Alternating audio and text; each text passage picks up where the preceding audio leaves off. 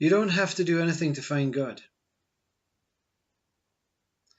In fact, the quicker you remove everything, the quicker God appears. It's not a joke. It's not. Here's another one. Here's another one, pointing us in a particular direction to find something that does not exist.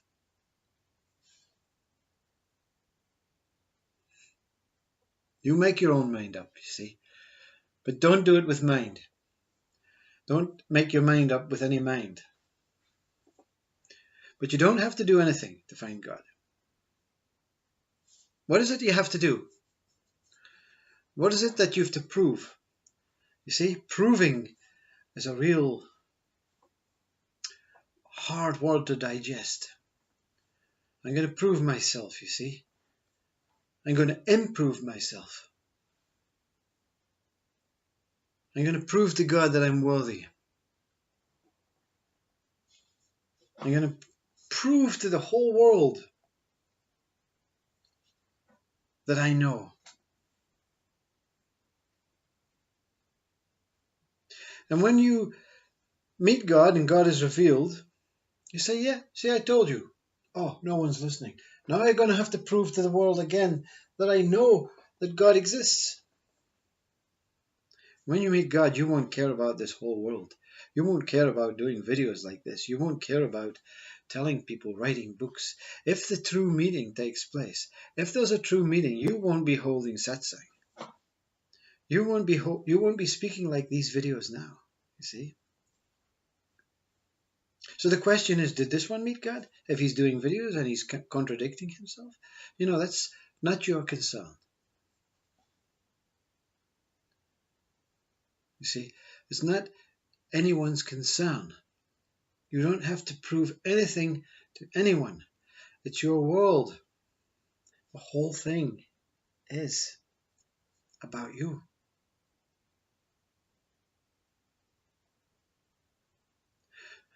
I remember hearing a story by, I don't know if it was Muji or Papaji or whatever, but I remember hearing this story, and I don't remember what the story was about.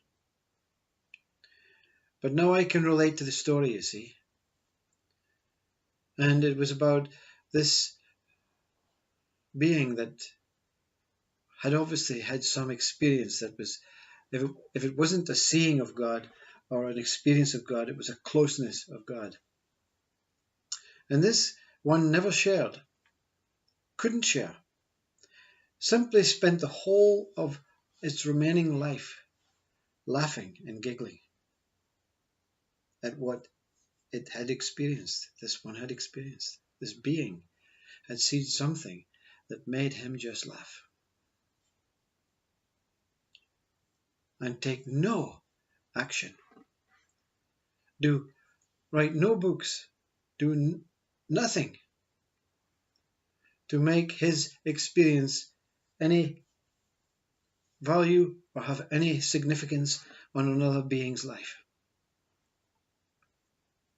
I, like many, make the mistake of trying to share the experience. But the joy of sharing the experience of such a meeting is that you don't really mind if you bump into the wall every day, now and then. No one listened. No one listened. No one understood. It doesn't matter. You see, it's fun. It's joy. This whole thing is a joke. It's a very, very free and liberating life when you don't have to prove yourself to anything or anyone. You don't have to prove anything. You don't have to improve anything. You don't go through the motions of improving your home. Oh, it's spring again. I have to paint the upstairs bedroom, I don't give a shit, I shouldn't use that language, but it's not, I don't really care. I don't mind, I don't mind if the room is unpainted. I don't mind if the world is at war. I don't mind if the vegetables don't grow in the garden. Because it's not my doing. You see, I didn't kill the vegetables in the garden. I didn't start the war. You see, I don't judge the quality of the paint in the room. There is no I. You see, there's no I to judge the quality. There's no I to start the war. Remove this I, you see, and no more proving, justifying, improving.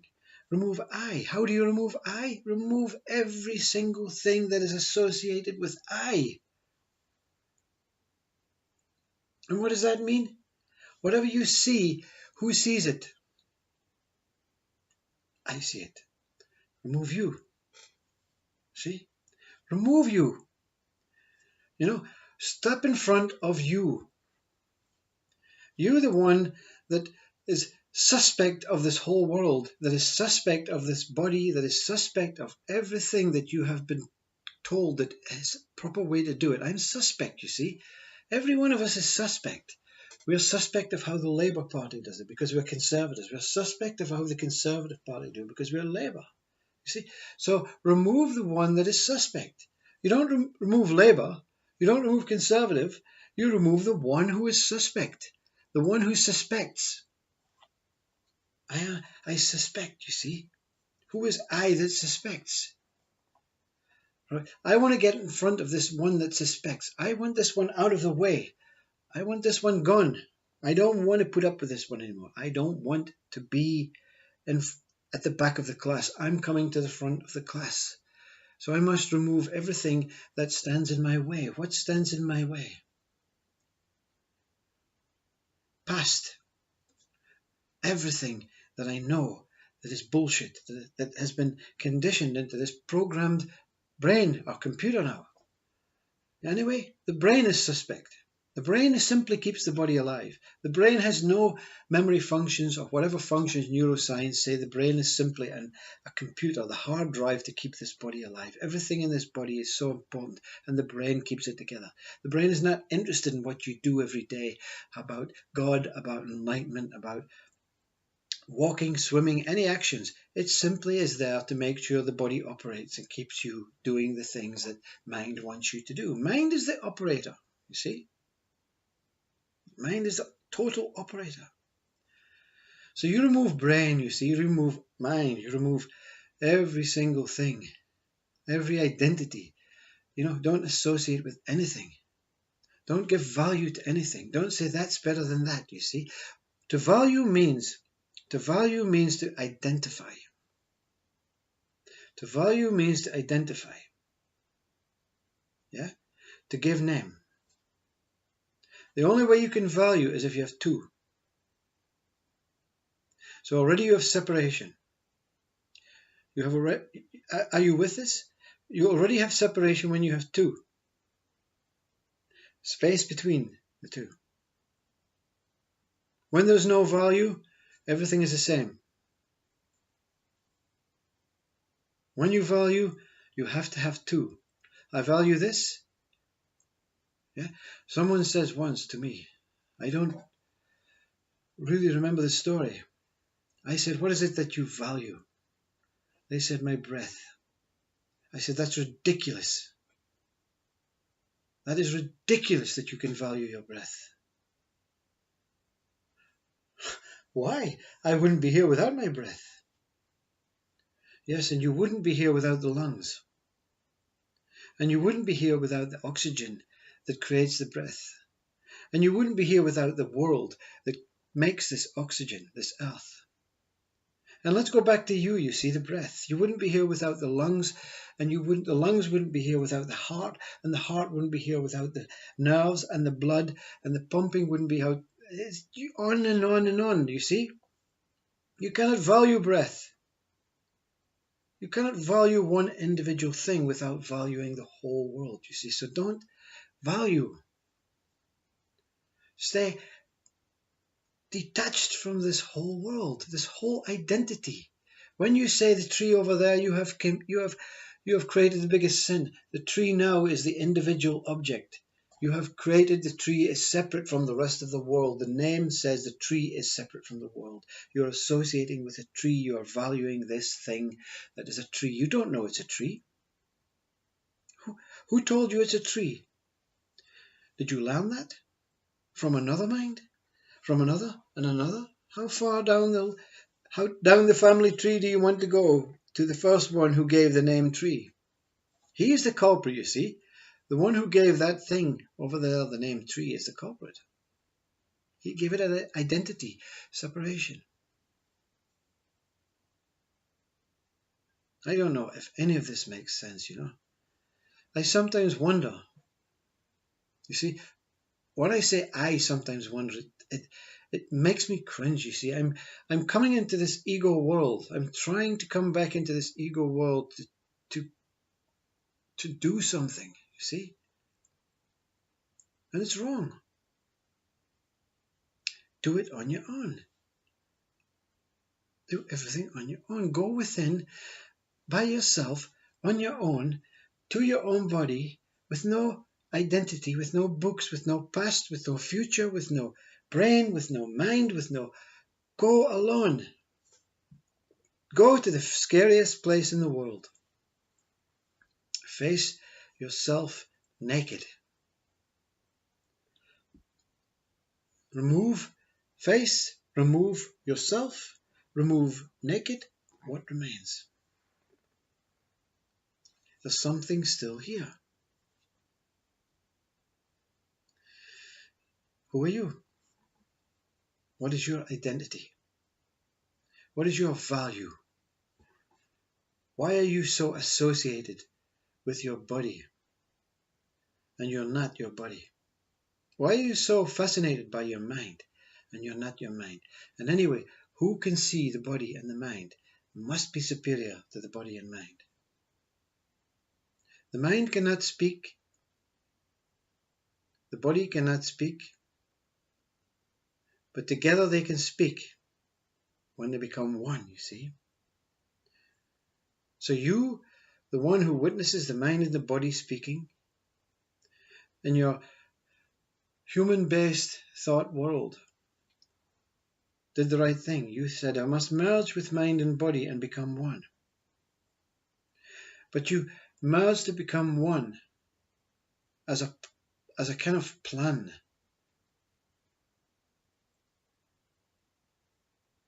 to fulfill this human life that you live.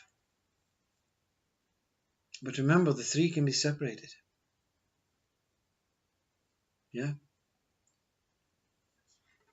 And now you're saying, well, he's contradicting separation, you see. He wants everything to be the same. The space. Everything is the same. Everything is one. The one in the middle. Keep going back, you see. Keep removing. Remove separation. Make everything one. And then remove the one. Not to become separate. Try removing the one, see what happens. That's your test. That's the ultimate test, the final test, the test that you will experience to take you to God.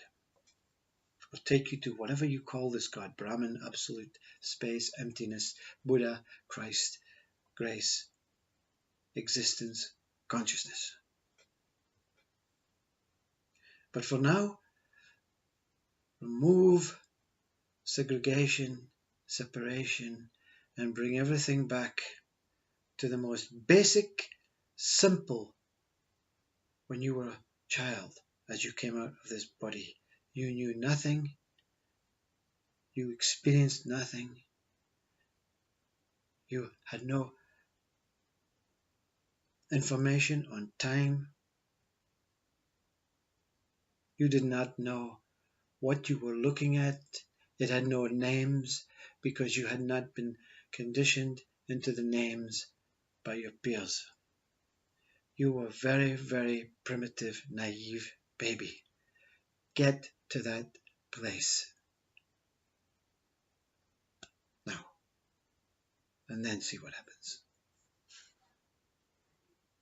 No more proving or improving. Only thing left, peace, love, emptiness, joy, laughter, freedom, freedom, freedom. Beyond, beyond, beyond. Infinite, infinite space. Love, immeasurable. You. Namaste.